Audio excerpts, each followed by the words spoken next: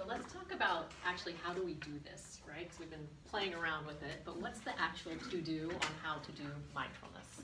Especially when we start with this first one, which is an attention training, where we really focus on the two fingers or the hand in front of us. How do we get ourselves in a meeting to really be able to pay attention? Okay, so the process that we're going to start talking about is a 4-step process. And the first one is just anchoring in the breath. The first step, right, is just first noticing that we are breathing. How often are we breathing and not even knowing we're breathing? Probably like 99% of the day, right? So even just being able to anchor and follow the breath is that first step of the mindfulness practice. Now, the second step is, and actually as we're doing this, before I get into distraction, when we follow the breath, the first thing is also setting an intention for the practice. Whether it's I just want to become and learn how to be more focused. Whether it's I want to start developing my emotional intelligence skills. Whether it's I just want to be able to be more present for my family when I get home. And so in the car ride, I'm going to start getting really present so that when I get home, I'm actually able to be there. And as we've talked about before, so even setting the intention gives that the mind the focus on that we're going to start moving into that domain. Okay, so we're even training the mind through setting the intention to move through it. Now, the next step is that our mind actually will get distracted. I get the question all the time, well, shouldn't my mind be completely empty and I should have no thoughts? Well, no, that's not actually going to happen. Maybe over years and years, sometimes I reach that state more often now. But in the beginning, I even asked my teacher, I'm like, my mind is going all over the place. What is going on? Like, I can't do this. And he's like, yeah, that's normal. Okay, so our mind will get distracted, and that's perfectly okay, part of the process. The question is, what do we do about it once we notice the mind is wandering? Because it will go into the past or the future, and that's perfectly normal. Now, when we notice the distraction, the next step is noticing it, and then with kindness and curiosity, like we mentioned earlier, that we're not beating ourselves up that our mind wandered. Perfectly okay. It will happen. I will guarantee you your mind will wander. The question is noticing it and then bringing it back to the anchor, which is the breath, and that's how we'll teach it to you this morning. But it could be a saying that you say to yourself. It could just be, say, I'm being present. Be present, right? A word that can kind of bring you back. The breath is often the easiest one to bring it back to. It's noticing the mind wandering. And then just remember, breathe in, breathe out. Does that make sense? Okay, so that 4th step is reorientation of the attention and bringing it back to the breath. And we'll keep doing this, because even in a short attention training practice of mindfulness, your mind will wander many times. Not just once, right? Okay, so every time it happens, bringing it back to the breath. Now, let's talk about the actual posture and how do we sit. We talked about it a little bit. But the main thing with your posture and how you sit in a meditation or a mindfulness practice is really to the place where your body feels comfortable. You don't want to be in a place where your body's so uncomfortable that your mind can't actually settle. So we want a posture where our back is straight, right, or leaning into a chair so that it's comfortable. We want something where our feet are resting on the floor, ideally.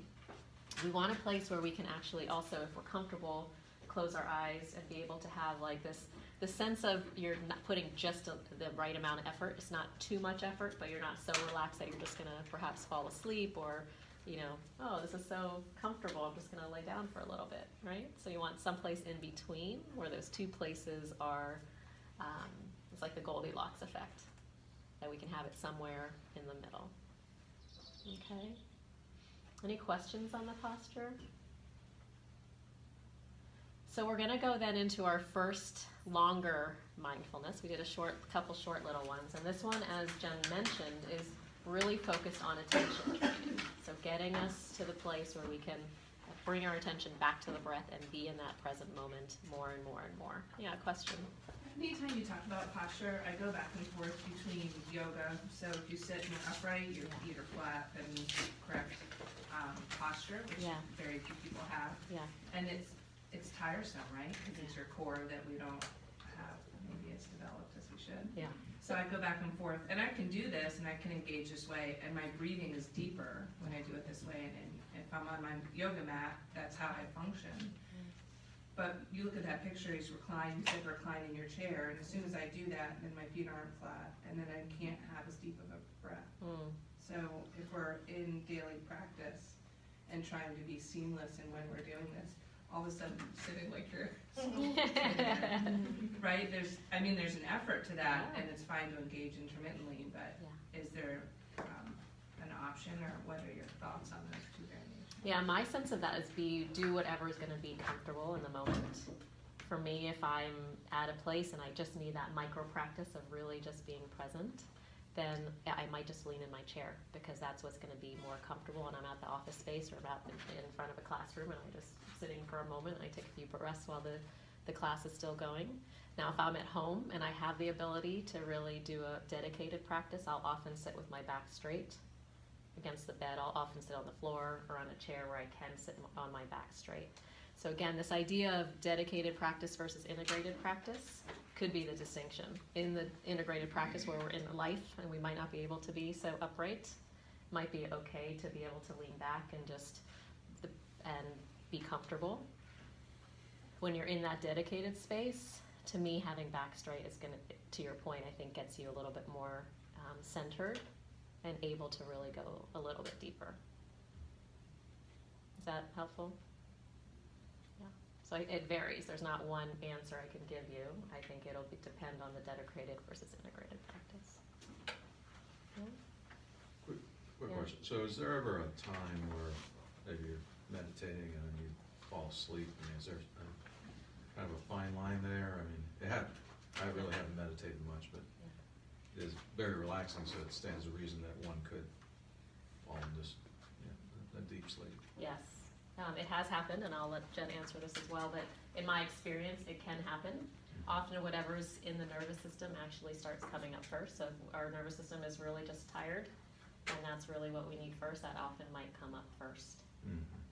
Okay, so it's not uncommon. It has happened in the past. Okay. And when we're doing that, right, whenever we get back up, bring it back. And so we don't want that to happen all the time, but it can happen. Anything to add? We'll wake you up if it happens here. Just looking for an excuse to take a nap. We'll nudge you, don't worry. Yeah. That was interesting to me what you said about what's in the nervous system comes up first. Yeah. So what else might come up first? Sorry? And what else might come What up else first? might come up? I don't know what that would look like. So, Go ahead. Do you want to say something? so we are probably going to explore that a little more deeply when we move into an open awareness meditation. And we're going to be intentional about inviting things to come up. So with this practice, we're going to practice a focused attention. So you're going to be really grounded on your breath, and you're really practicing attention, mind wandering, bringing back. Mind wandering, bringing back. So I find when I'm doing focused attention, I feel a little, it's a little bit easier for me in this practice than open awareness, where many things are going to come up. So it will be curious, and so I always try to approach that with some curiosity of what. I love the question. What are some of the things that might come up? I don't know. Well, Right? the things that could come up are thoughts, emotions, Feelings. feelings, stressors, right, old memories, those kinds of things. And so to Jen's point, we'll start exploring that in some of the others when we talk about a body scan, other types of mindfulness practices where that might actually be the way that we help bring some of those things up. Make sense? Okay, so let's try this first one. This one's really to get you into the moment of being able to focus. So this one, hopefully you won't be falling asleep, because the idea is you're noticing if your mind goes into something and you're bringing it right back. Okay, so get into your posture, if you can, back straight. Feet on the floor, eyes closed if you're comfortable, otherwise 45-degree gaze. And just start bringing to mind your intention for your practice. Right? What intention would you like to put out there for this particular mindfulness practice? Bring that to mind. And now, bring your attention to your breath.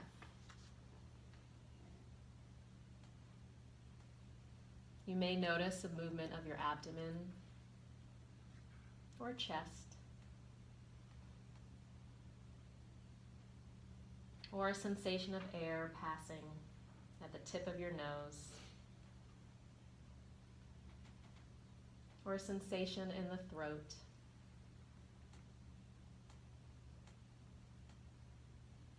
or a sense of the whole body breathing.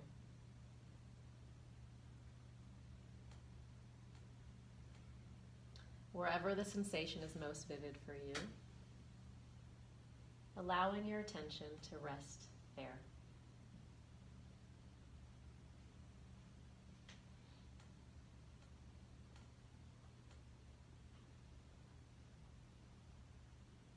Now bring your attention to your breath and notice the natural flow and cadence of the breath and any sensations that accompany your breathing.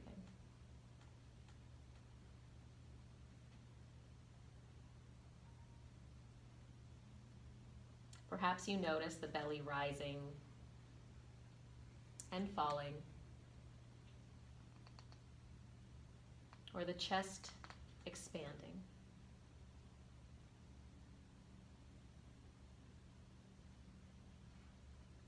So notice the breath most at the nostrils.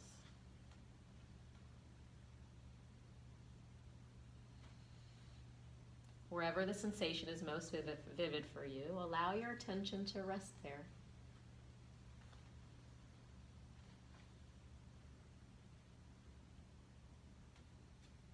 For the rest of this practice, think of this sensation as your anchor point,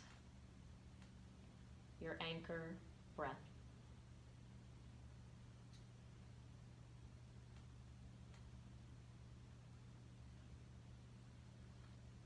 Wherever the mind wanders, bring it back to this feeling of breathing.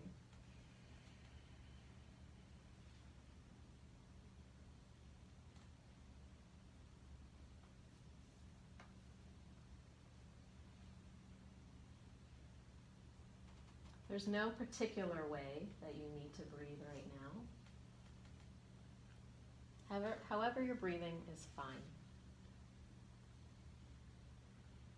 Simply let your awareness fill with the sensations of breath in the body.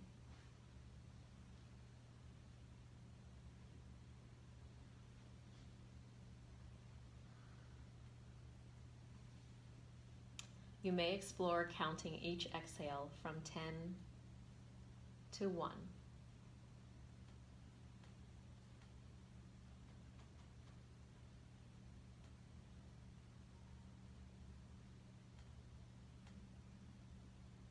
Can you be curious and kind with yourself, even as you bring your attention back to your breath?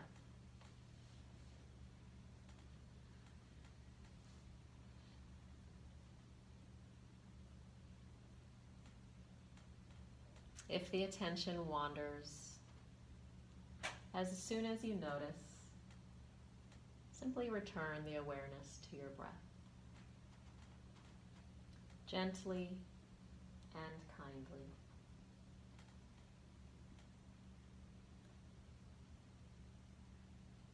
Allowing the breath to be kind of a home base or an anchor for your awareness.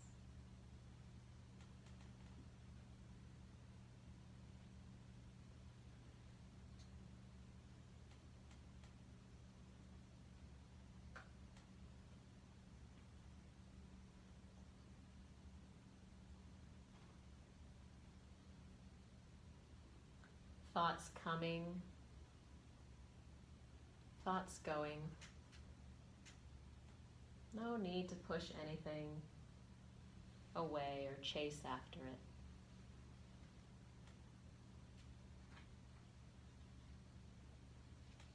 If attention wanders, simply returning right here and right now.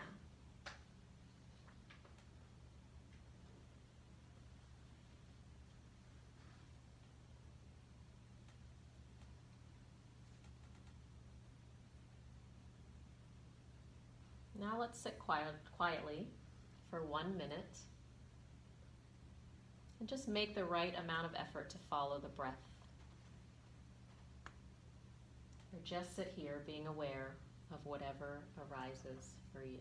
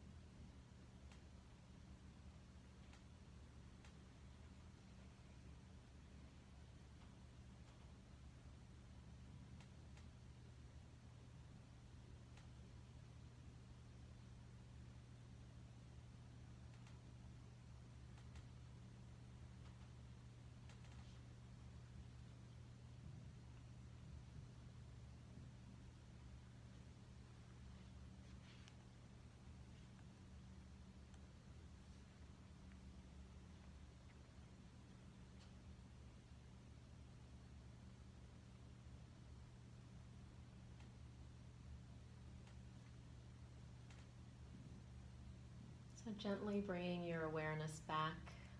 You can come back into the room, stretching your body if you like, opening your eyes. Just being open to this not being the end of your practice, but how do we anchor that practice and how we're showing up moving forward? Okay. I'd love to hear some comments. How was that for you? How long was that? It was probably 3 minutes, not very long at all. 3 minutes. Tell me why you ask. Seemed like a long time.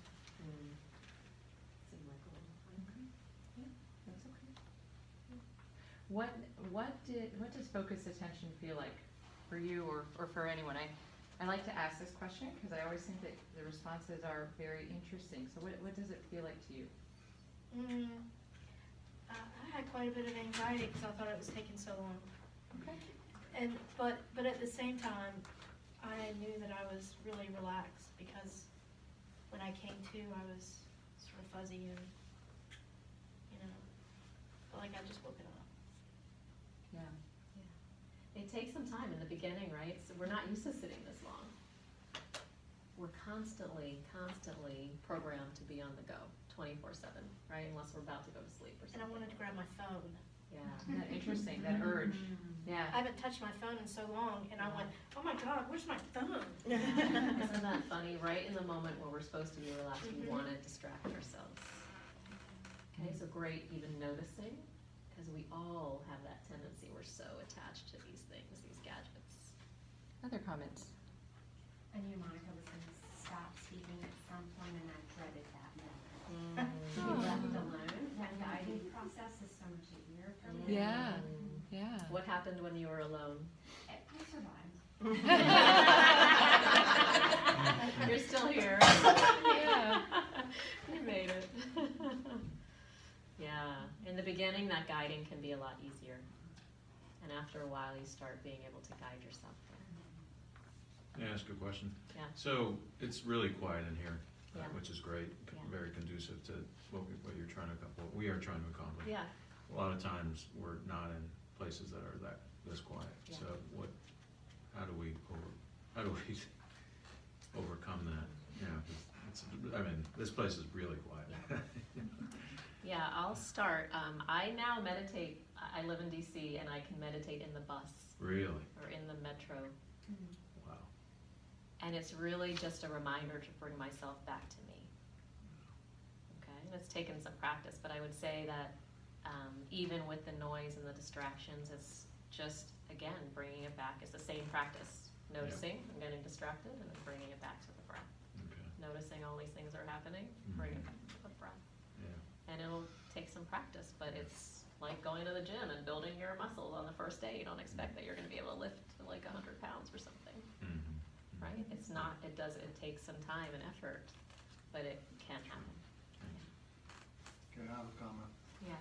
and then we'll come back to Emma after. I will preface this by there's no judgment at all with this comment, and I think the person, whoever this happened to be, but, so I was really in a zone for a moment, and then I heard a phone. I heard a phone buzzing. And my first reaction was, oh my gosh, they told us to turn our phones off. And then I remembered number 3, which was notice the distraction with kindness and curiosity. And so I was able to actually, a lot of times I will say that would have just kind of thrown me off. And it kind of goes to your point 1 of how do you, I don't know, other than this time I was actually able to come back and just go, okay, whatever, let it go. And so whoever had the phone, thank you.